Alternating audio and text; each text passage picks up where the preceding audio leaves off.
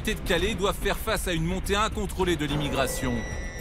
Des milliers de clandestins prennent d'assaut les camions pour tenter de rejoindre l'Angleterre. Ça devient la folie à Calais. Ça jette partout, ça court partout. Nous avons embarqué avec Fabrice dans l'un de ces poids lourds attaqués par les migrants. Des migrants que certains habitants de Calais ont décidé d'aider. Aïe, aïe, aïe. Mais vous allez voir que certaines distributions de nourriture dégénèrent.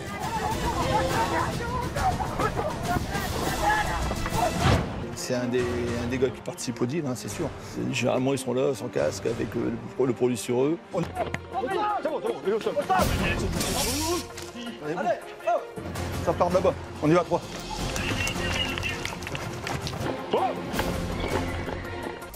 Un problème qui se déroule à 100 km de Lille, au bord de la Manche.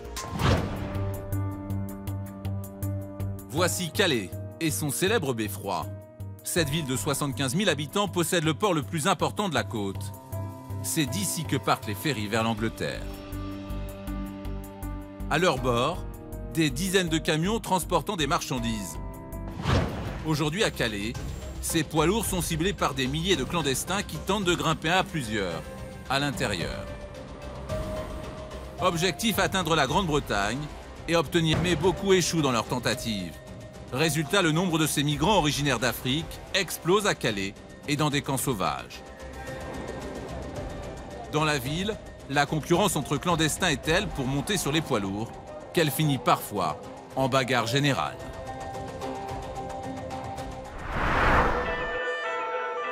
Nous sommes le 4 août dernier. Ce jour-là, 300 clandestins soudanais et érythréens s'affrontent en pleine rue.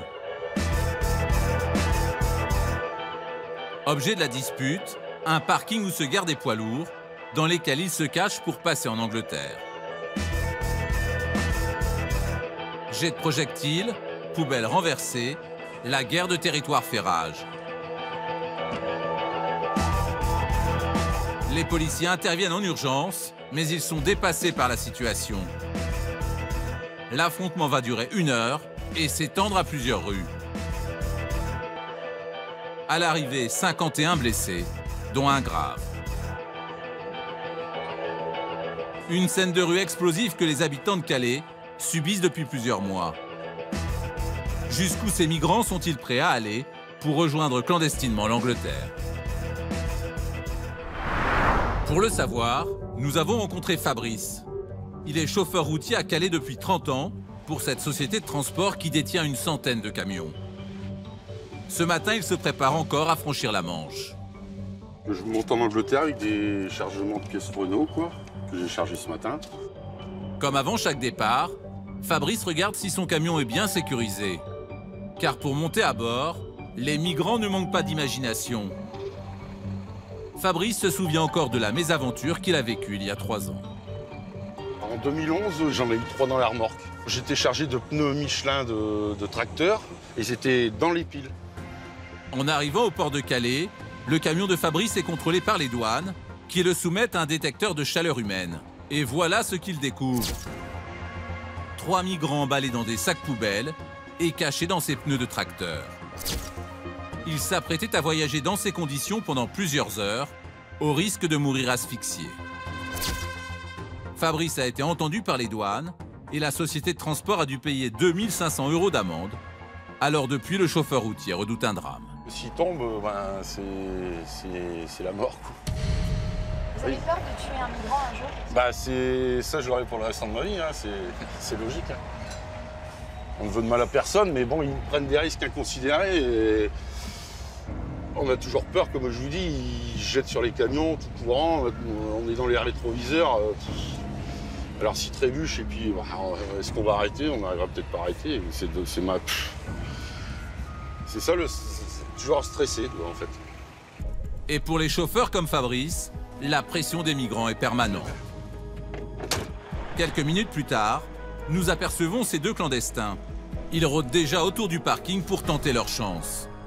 Fabrice part vers le port, la boule au ventre. Regardez, il y en a partout, les campements, il y en a là-bas. Donc ils sont là, ils attendent, il y en a qui se cachent, et puis bon, on vit plus. Est-ce que vous avez déjà vu ça? Bah, ça fait une trentaine d'années que je roule. Et franchement, non, c'est depuis quelques années là. Puis bon voilà, ça monte en nombre, de plus en plus. Ça devient inquiétant. Fabrice connaît ce parcours comme sa poche. Désormais, il anticipe même les tentatives des migrants. Bon là, je vais m'arrêter au stop. Et je vais vous demander de reculer un petit peu du rétro parce qu'ils vont certainement s'accrocher à la remorque. Alors que le camion ralentit, ça ne loupe pas. Des clandestins se précipitent vers le véhicule. Là, vous les voyez là? Ils tentent d'ouvrir la remorque. Mais la présence d'un cadenas les en empêche. Ça devient la folie à Calais. Ça jette partout, ça court partout. On regarde dans les rétros, on est hyper stressé. Bon, on a toujours peur de se faire agresser, de blesser quelqu'un en roulant parce qu'il s'est infiltré dans les roues. On n'est pas des tueurs, hein. On n'est pas là pour écraser les gens ni les blesser. Sur ce chemin, tous les camions sont pris d'assaut par les migrants. Si ça continue comme ça, il risque d'y avoir des problèmes. Alors qu'il nous parle, Fabrice tombe sur un camion à l'arrêt. Là, il vérifie le Il collègue. y en a dedans. Là, il y en a dedans. Ce chauffeur a repéré un clandestin qui s'est faufilé dans sa remorque. Il est en train de le sortir. Ça devient la folie. Sur cette distance de 5 km avant le port, les routiers vivent un cauchemar. Car les clandestins s'attaquent à tous les points stratégiques de la zone. Là, c'est pareil, à cette Total, ils savent qu'il y a le parking, il est blindé de camions. Le gasoil, c'est minimum 10 minutes à l'arrêt. Il leur faut moins que ça pour monter dans les camions, dans les remorques. Cette fois-ci, Fabrice atteindra le port et embarquera dans un ferry, sans encombre. Mais ce jour-là, d'autres ne vont pas avoir cette chance. Sur ce trajet vers le port, tous les chauffeurs nous ont indiqué que le pire était de s'arrêter à une station essence. Pour en faire l'expérience, nous nous sommes postés à 30 mètres de l'une d'entre elles. À peine arrivés à celle-ci, nous remarquons ce camion rouge. Très vite, un groupe de migrants ouvre la porte de la remorque et grimpe à l'intérieur. L'un des clandestins referme, comme si de rien n'était. Mais manque de chance, le chauffeur a tout vu. Téléphone en main, il est en train de prévenir la police. Des CRS arrivent quelques minutes plus tard pour faire sortir les clandestins.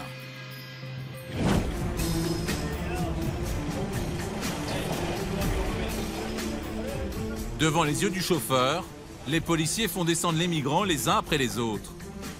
Ces sans-papiers sont mis à l'écart du camion et surveillés par les policiers le temps du contrôle du véhicule. Le routier russe risque de rater le bateau vers l'Angleterre. Il est agacé. C'est très stressant pour nous. C'est un gros problème. Ça nous coûte de l'argent et c'est compliqué avec les douanes. À chaque fois que je viens d'Allemagne et que j'arrive ici, c'est compliqué. À bientôt. Après 30 minutes d'arrêt imposé, le chauffeur peut enfin repartir. Les migrants ont été relâchés par la police et se remettent tout de suite en place pour retenter leur chance. Parmi eux, Aman. D'origine érythréenne, il a parcouru 6000 km en abandonnant femmes et enfants pour passer en Angleterre. C'est la première fois que je le fais. On essaie de monter sur ces camions lourds. Des fois, on se fait arrêter par la police. Mais si tu as de la chance, tu gagnes. Quand tu n'en as pas, tu perds. Mais c'est dangereux pour vous? C'est dangereux, oui. C'est pas facile. Un danger qui touche aussi les plus jeunes. À Calais, beaucoup d'adolescents risquent leur vie, comme Hermie, lui aussi venu seul depuis l'Érythrée. Tu as quel âge? J'ai 15 ans. C'est la première fois que tu essaies de monter dans un camion? Non, ça fait 4 ou 5 fois que j'essaye. Enfin, plusieurs fois. Tu es venu seul? Oui, Pourquoi? parce qu'il n'y a pas de vie en Érythrée. Et tu as peur de quoi? D'avoir un accident ou de mourir. On ne sait jamais si l'un de nous va mourir ou pas. Aujourd'hui, les clandestins autour de Calais seraient au nombre de 2300 pour 21 nationalités.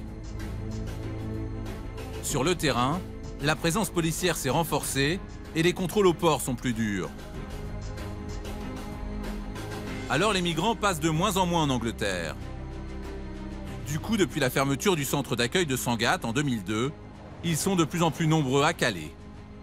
Nous avons cherché à connaître les conditions de vie de tous ces migrants.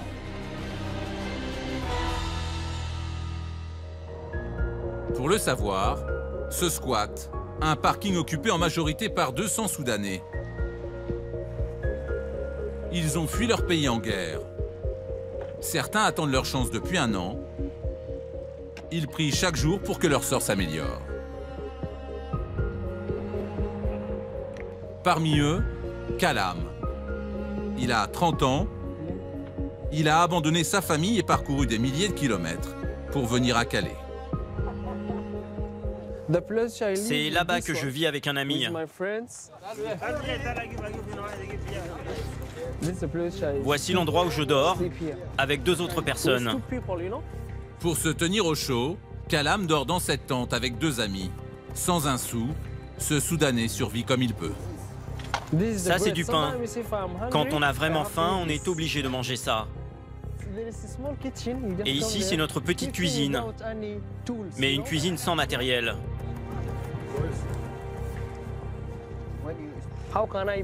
Comment je peux survivre pendant 3 mois en mangeant un repas par jour, sans vêtements, sans rien du tout? Kalam n'arrive pas à s'habituer à ces conditions insalubres. Là, ce sont les douches. Venez voir. On n'a pas de savon. C'est très dur de se laver ici, c'est très très sale. C'est horrible. Et là, c'est les toilettes. C'est très sale aussi. 4 sanitaires seulement pour 200 migrants. Des conditions insoutenables que Kalam subit depuis 3 mois. Je ne vais pas pouvoir supporter ça longtemps. Je vais bientôt mourir. Je vais mourir. L'hiver est très froid. Je commence à être malade à cause du froid et je ne suis pas le seul. Tous mes amis sont dans la même situation. Avant, je dormais 5-6 heures par nuit. Mais maintenant, je ne dors que 2-3 heures seulement. Malgré tout, il veut encore croire à une vie meilleure. Il y a encore quelque temps, j'étais comme un homme mort. Mais Dieu en a décidé autrement. Pour Dieu, j'ai encore quelques jours à vivre et c'est pour ça que je suis vivant. Je n'aime pas me remémorer mon parcours, sinon je me mets à pleurer. Je préfère mettre mes souvenirs de côté, les laisser où ils sont. Kalam garde la foi. S'il ne parvient pas à rejoindre l'Angleterre, il espère rester en France et obtenir des papiers pour faire des études ou travailler, avant de retrouver peut-être un jour sa femme au Soudan.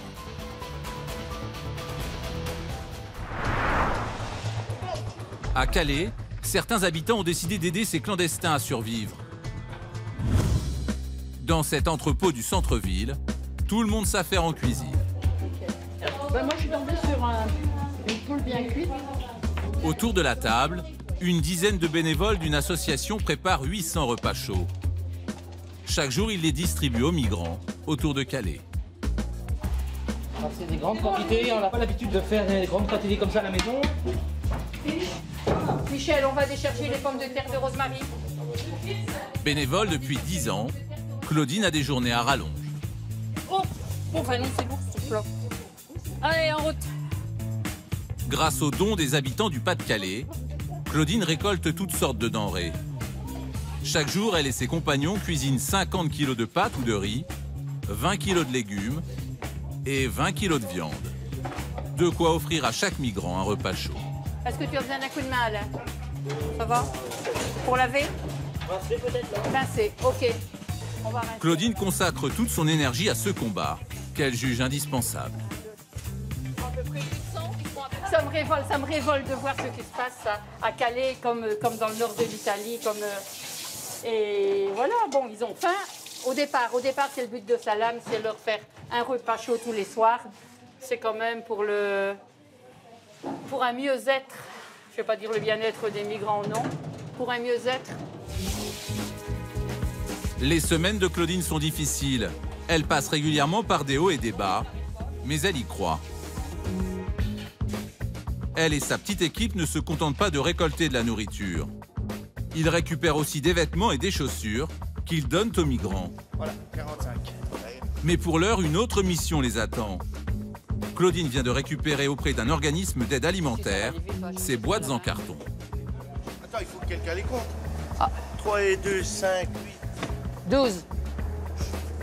15. Elles contiennent du poisson fumé, prêt à manger, qu'ils vont devoir donner dans un squat. Claudine et Michel se dirigent vers la zone industrielle, dans la jungle, un camp de migrants dans la forêt où vivent 1500 personnes. Ces distributions de nourriture sont des moments de grande tension, car beaucoup de clandestins n'ont parfois pas mangé depuis 3 jours. Et les bénévoles redoutent un autre problème. Certains migrants s'octroient parfois plusieurs boîtes et les revendent au plus faible pour se faire de l'argent. Et on préfère les distribuer, comme ça, un maximum de gens peuvent profiter des dons que nous avons.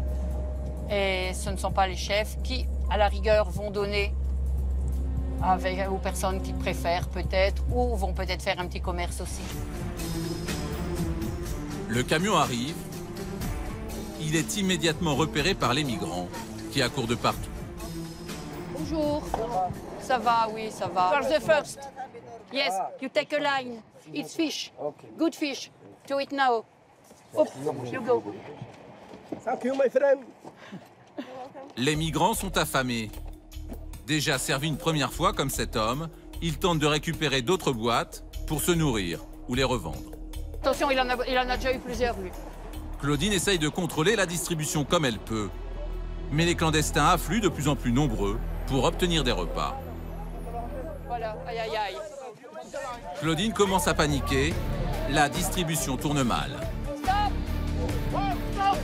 Les bénévoles n'arrivent plus à contrôler les migrants affamés. Ils décident de lever le camp. Look, this, what is this? Certains sont en train de faire des stocks de nourriture. Ils nous volent, ça va pas. Hein. Et la situation va devenir ingérable. Sur place, la tension commence à monter. On y va. On arrive. On arrive. Pour éviter une émeute, Claudine et ses collègues décident de quitter les lieux au plus vite. Mais les migrants ne vont pas en rester là. Ils ne supportent pas de voir cette nourriture leur échapper. Vite. Allez. Allez, on avance. Oh! C'est dingue. Oh, c'est dingue. Hein. Et la porte est ouverte, mais c'est pas vrai.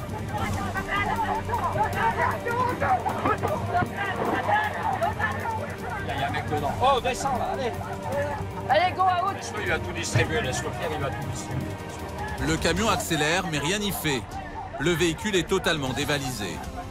La scène peut choquer, mais ils sont affamés.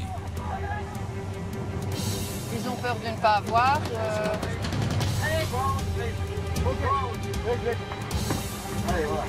Ils sont aussi très affamés. Ah oui, oui, oui, ça, ils ont faim, ils ont faim.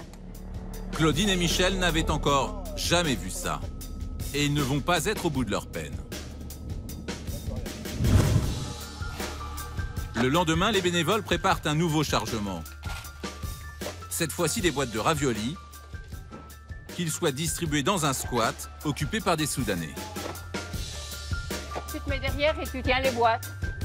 Claudine est à nouveau de la partie. Ces boîtes ont été données par un supermarché de la région. On nous a offert des raviolis halal, donc nous allons les distribuer dans un camp où nous savons qu'il y a des musulmans. Chacun sa religion, c'est pas mon problème. Elle est bientôt à droite, la rue, là. Et je pense que les raviolis halal seront très très bien accueillis. Distribuer de la nourriture tout en respectant la religion des migrants, c'est ce que tente de faire Claudine. Mais sur ce parking, les choses ne vont pas tout à fait se passer comme elle l'espère. Je ne sais pas comment on va être accueillis, c'est la première fois que je viens. Claudine se dirige vers le campement des clandestins.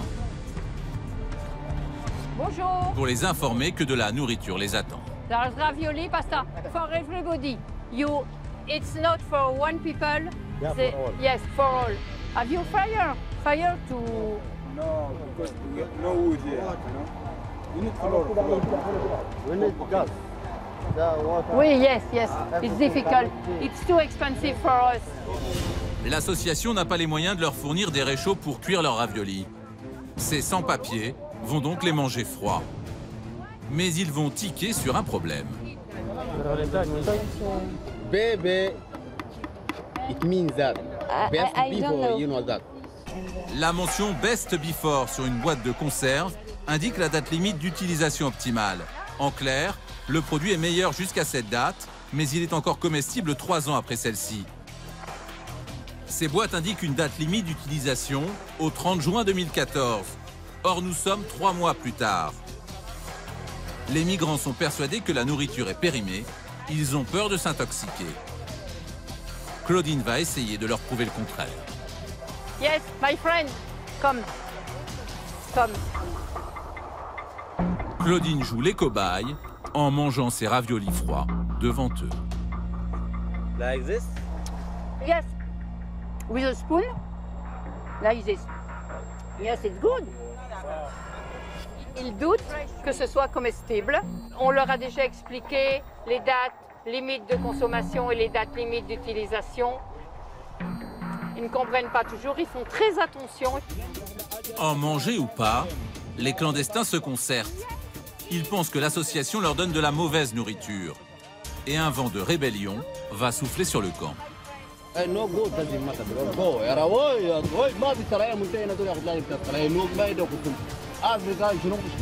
Quand le pire arrive.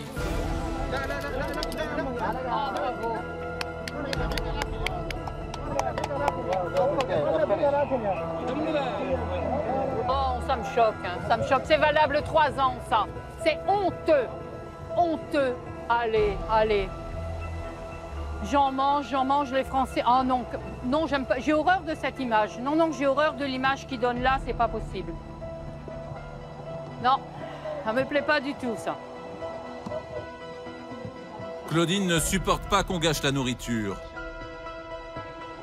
Mais ce jour-là, seuls quelques clandestins ramèneront les boîtes dans le camion. La majorité des migrants accueillera ce don de l'association avec beaucoup de gratitude. Le 30 juin 2014, ils auraient eu cette boîte en main, ils ne l'auraient pas mangée.